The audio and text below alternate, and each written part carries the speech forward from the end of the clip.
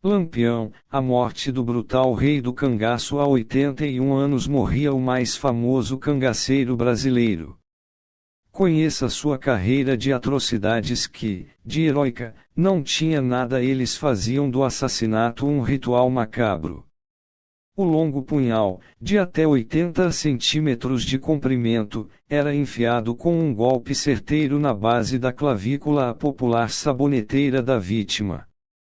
A lâmina pontiaguda cortava a carne, seccionava artérias, perfurava o pulmão, trespassava o coração e, ao ser retirada, produzia um esguicho espetaculoso de sangue.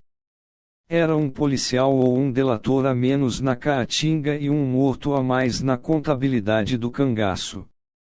Quando não matavam, faziam questão de ferir, de mutilar, de deixar cicatrizes visíveis, para que as marcas da violência servissem de exemplo. Desenhavam a faca feridas profundas em forma de cruz na testa de homens, desfiguravam o rosto de mulheres com ferro quente de marcar o gado. Exatos 80 anos após a morte do principal líder do cangaço, Virgulino Ferreira da Silva, o Lampião, a aura de heroísmo que durante algum tempo tentou se atribuir aos cangaceiros cede terreno para uma interpretação menos idealizada do fenômeno. Uma série de livros, teses e dissertações acadêmicas lançados nos últimos anos defende que não faz sentido cultuar o mito de um lampião idealista, um revolucionário primitivo, insurgente contra a opressão do latifúndio e a injustiça do sertão nordestino. Ofereciam salvo-condutos, com os quais garantiam proteção a quem lhes desse abrigo e cobertura, os chamados coiteiros. Sempre foram implacáveis com quem atravessava seu caminho, estupravam, castravam, aterrorizavam. Corrompiam oficiais militares e autoridades civis, de quem recebiam armas e munição. Um arsenal bélico sempre mais moderno e com maior poder de fogo que aquele utilizado pelas tropas que os combatiam. A violência é mais perversa e explícita onde está o maior contingente de população pobre e excluída.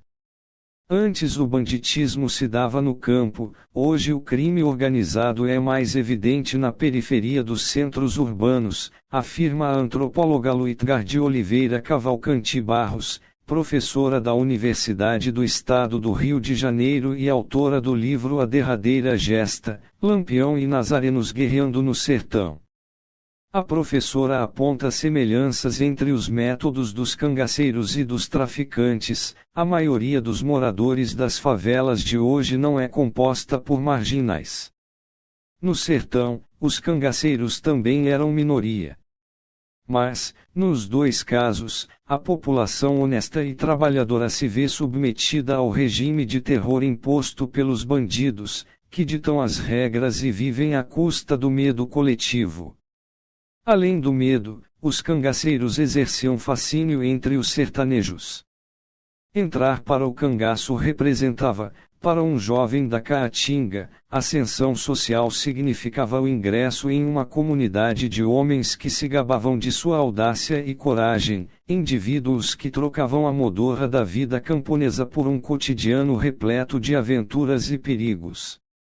Era uma via de acesso ao dinheiro rápido e sujo de sangue, conquistado a ferro e a fogo.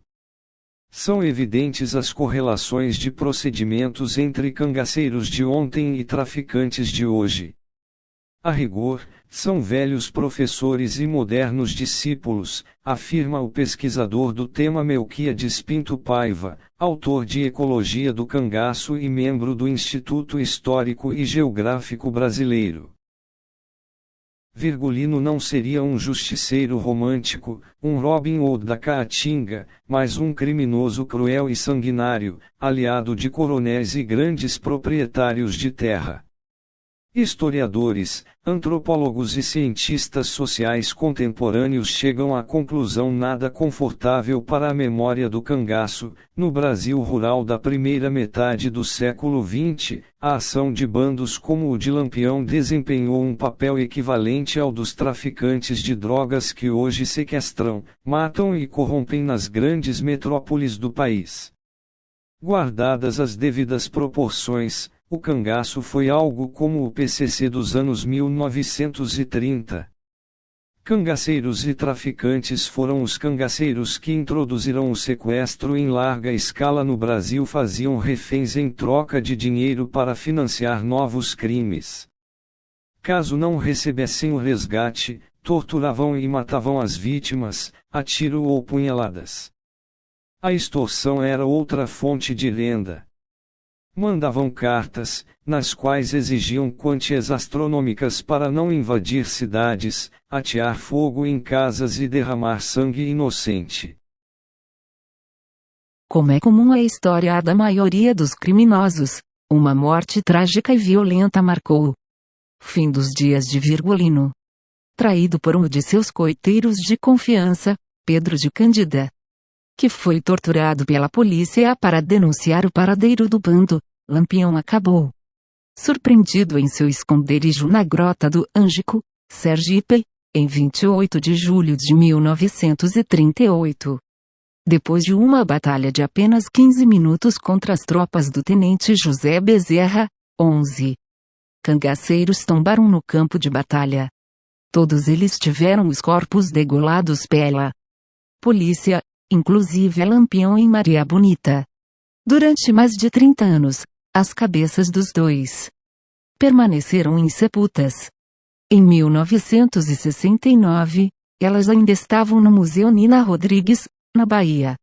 Quando foram finalmente enterradas, a pedido de familiares do casal mais mitológico e temido do cangaço, se gostou, deixe seu joinha, se inscreva no canal e comentem.